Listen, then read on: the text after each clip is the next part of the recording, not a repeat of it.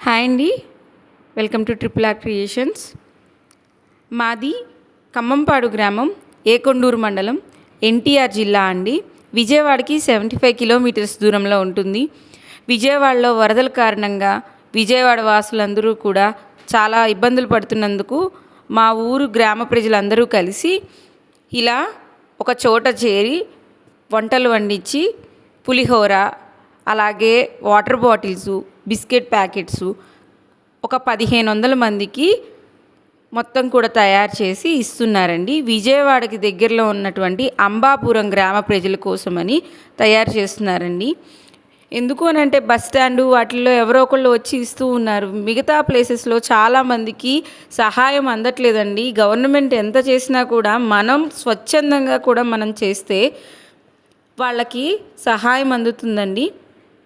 ఈ వీడియో మిగతా వాళ్ళు కూడా చూసి వాళ్ళు స్వచ్ఛందంగా ఇన్స్పైర్ అయ్యి వాళ్ళ ఊరి ద్వారా, అలాగే వేరే వాళ్ళ ద్వారా అయినా సరే వాళ్ళకి సహాయం అందించగలరని ఈ వీడియోని మేము మీకు పోస్ట్ చేస్తున్నామండి.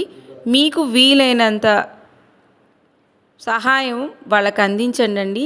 కష్టంలో వచ్చినప్పుడే మనమందరం కూడా మన వాళ్ళని కాపాడుకోవాలి, వాళ్ళకి హెల్ప్ చేయాలి. వరద బాధితుల్లో చాలామంది ఉంటారు. గర్భిణీ స్త్రీలు, చిన్నపిల్లలు, పెద్దవాళ్ళు, ముసలి వాళ్ళు ఎంతోమంది ఉంటారండి. అందులోనూ జ్వరాలు వస్తున్నాయి కాబట్టి జ్వరానికి సంబంధించిన వాళ్ళు, ప్లీజ్ వాళ్ళందరికీ మీ వంతు సహాయం మీరు చేయండి.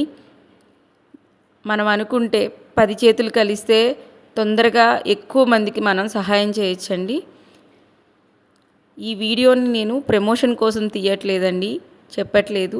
కేవలం ఇన్స్పైర్ అయ్యి చాలామంది ముందుకు వస్తారని చేస్తున్నానండి. మా అమ్మగారు ఈ వీడియోని స్టేటస్లో వాటిల్లో పెట్టడం వల్ల చాలామంది ఇన్స్పైర్ అయ్యి డొనేషన్స్ ఇచ్చారండి.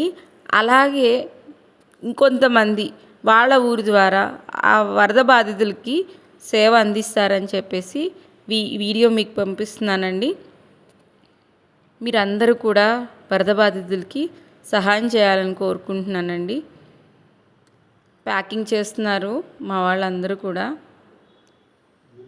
వీలైనంత వరకు పాలు, అలాగే వాటర్ బాటిల్స్ కొంచెం అందరికీ కూడా సహాయం చేయగలరండి. మన విజయవాడ ప్రజల్ని మనందరం కలిపి కాపాడుకోవాలి. మాది చిన్న గ్రామం అయినా మేము అన్నిట్లో కూడా ముందుంటామండి. ప్రతి ఒక్కరికి ఇన్స్పిరేషన్గా ఉంటాము. నాకు చాలా గర్వంగా ఉంది ఖమ్మంపాడులో పుట్టినందుకు.